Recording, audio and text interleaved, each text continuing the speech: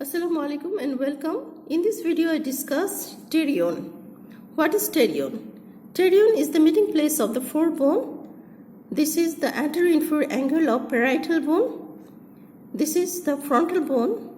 This is the gator wing of the sphenoid, and this is the squamous part of the temporal bone.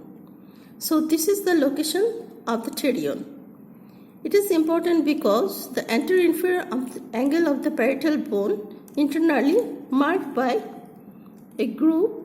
This is the groove for anterior divisions of the middle meningeal vessels.